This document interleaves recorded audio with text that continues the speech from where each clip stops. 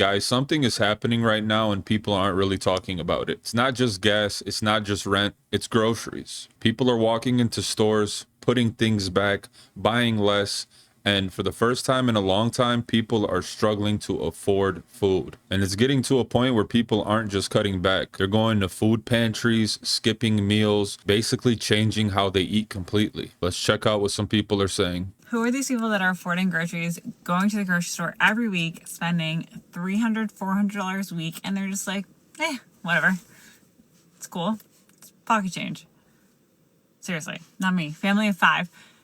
I have little children. Little. They're 12, 10, and 5. I don't even have teens living in my house yet. And I'm just like, just went to Market Basket, spent $338, family of 5. That's pretty good, honestly. Only got $20 of non-food stuff, and the only meat I got was sausage, like turkey sausage links, and chicken. Like for the week, not a lot of chicken. And I'm just like, what? How are we doing it? How are you affording groceries?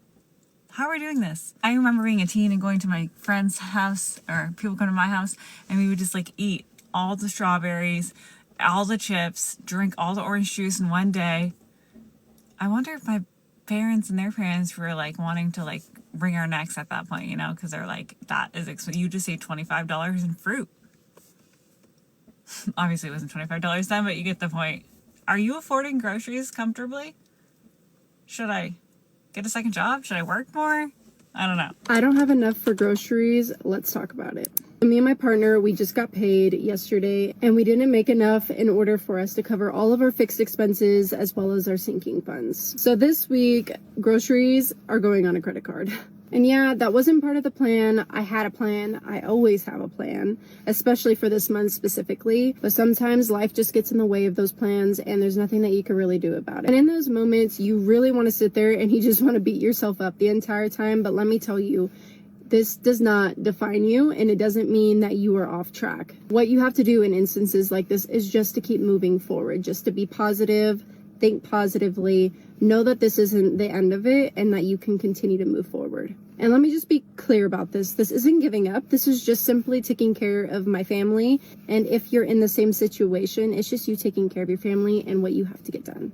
I still have goals. I'm still paying off debt. All of my minimums are met for the month. This is not me giving up.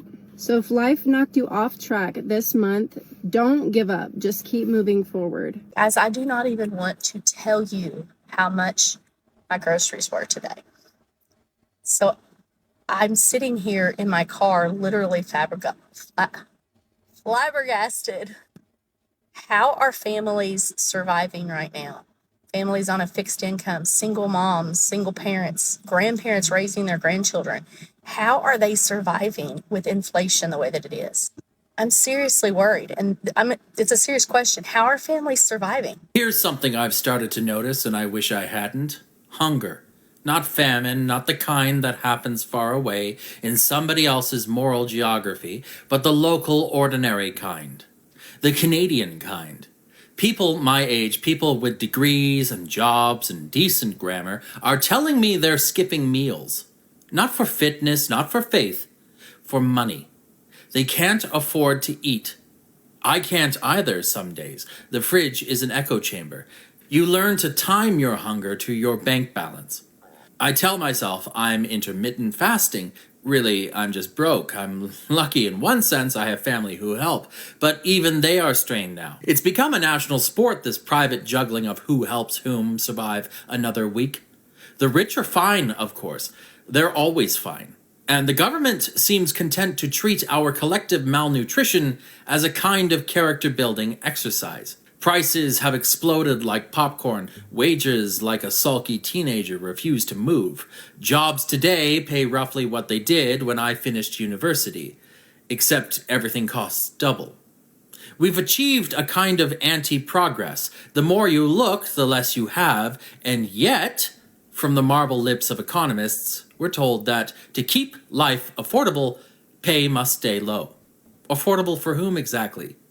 Walk into a grocery store and you'll see what I mean. Every aisle is a battlefield. You do mental math over cans of beans. You make humiliating decisions in public to put back the bread or the butter. And every month, the price stickers advance like enemy troops. I'm old enough to remember when the price of a tomato wasn't a philosophical question. In Canada, we like to pretend we're immune to this kind of thing, that hunger is an American disease. But the numbers tell a different story. Food banks, Canada reports, usage has nearly doubled since 2019. More and more of the people lining up for those boxes of near-expired pasta are employed. They work full-time, pay taxes, and still can't afford dinner. That's not a recession, that's a system failure. It's happening. The line to the pantry. The line to the pantry. This is what's going on. Oops.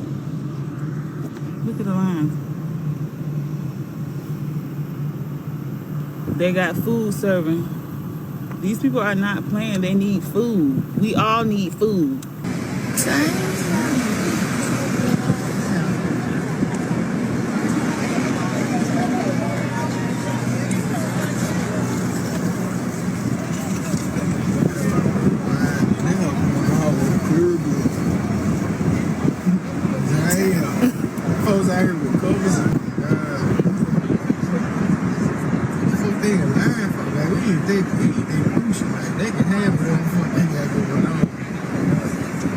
Damn, these are all well calcium. My mother said when she rode past the food pantry this morning, she stopped and asked somebody because the line was so long. It was like 11 this morning. She said, "How long y'all been out here?" She said, "We've been in line since 9 o'clock. The food pantry don't open until 2. This is the heartbreaking reality of New Yorkers. Like, this is what people are really going through right now.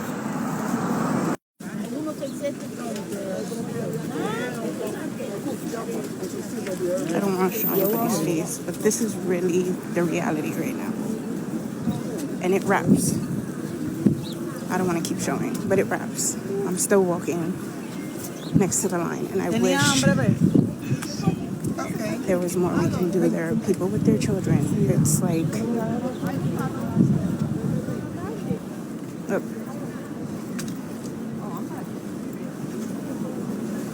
And in my 18 years of service, I've never seen such a need for something as simple as their next meal. People are afraid. People come in crying and they're saying what's going to happen. We have not scaled back yet, but we feel that the time will come that we'll have to make that decision because there's so many people who've never been in a food pantry line. And these are your working poor. These are the people that sit right in a cubicle next to you and will come to Minnie's at 6 o'clock in the morning, get their box of food, and then go home real quick and then go to work. And so we're bracing ourselves and we're just asking our community for help. We're blessed that we're not funded by the government. We're funded by people that care about people. But we're concerned because those people who would donate to Minnie's are now in the line saying we need help. And that's the frightening part of where we're at today in today's society. If you want to know how big of a problem hunger is in rural America, spend time at a mobile food bank. It's 90% of what I consume. 74-year-old Lorna Hall made sure to be the first at this line in Clinton, Missouri. You've been here since last night. Yeah. It's that important to get what you need. Yes.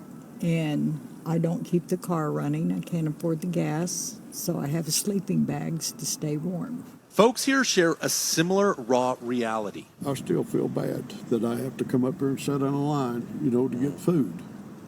It's embarrassing as hell. Leo and Donita Barnett are among the 175 households receiving food today. Thank God we got it. We'd probably be sitting down there laying underneath a tree somewhere.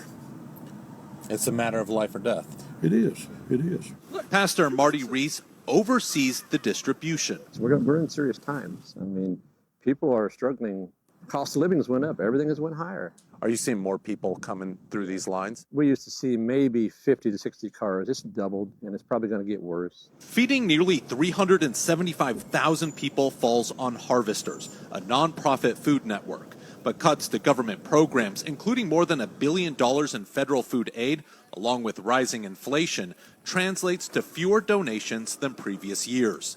1 in 7 people in 27 counties across Kansas and Missouri are food insecure. So this is all donations right here. Elizabeth Kiefer says the need is the highest it's been in a decade. We have a rising number of people facing food insecurity and less resources to tackle it. What does that mean for the average family? Folks that are utilizing food pantries, they're going to see less, unfortunately. Another challenge is the recent Trump administration order canceling the annual USDA report on food insecurity, claiming it's become politicized. Without that vital data, we'd be operating in the dark. There's a message from locals to politicians bickering 1,000 miles away. Let's quit fighting. Democrats and Republicans, come on. There's people out here starving to death. If Congress had to live on the budgets that we live on, they wouldn't survive. Because in the food line, hunger pains are nonpartisan. Guys, this isn't about food prices anymore. This is literally people changing how they live. I don't know if those clips made me more sad or angry, but it's definitely a mix of both. To think that we're in the greatest country on earth, and we have people that work, mind you, full time and can't afford groceries. People that have worked their whole lives and now are retired, and they're lining up the night before to get some food. This is the reality that we're living in. And before we get the ignorant people in the comments, you voted for this, you voted for that, put all that aside, guys. This is real people struggling to eat. Pointing the finger at somebody isn't going to solve this. And I honestly don't know what will solve this. Share down below how you guys are getting by. What's your grocery bill looking like? Are you struggling month to month? What are some things that you're doing to help in this situation? Because people have gone from name brand to off brand, now to the food pantry. How much further can they go? And that food pantry can't serve everybody. When that food runs out, those people that waited for hours, once the food's gone, they have to turn around and go home. Imagine that feeling. You've been there for hours waiting for a box of food. And mind you, this isn't this isn't some high quality food that you're getting, okay? A lot of the products are almost expired and they're just trying to move it so it doesn't go bad, and it can help somebody out as well. But when you can't even get that, imagine that feeling. And now you're going back home to your family without food. It's very sad, man. I can't believe that we're at this point in this country. I really can't. That's what happens when the cost of everything doubles. Property taxes, insurances, rents, food, clothes, gas now, everything has gone up and people were already strapped for cash. I hope something changes soon, but looks unlikely, honestly. I'm worried that this is going to get much worse. Let me know down below what you guys think. Thank you guys for watching, and until next time.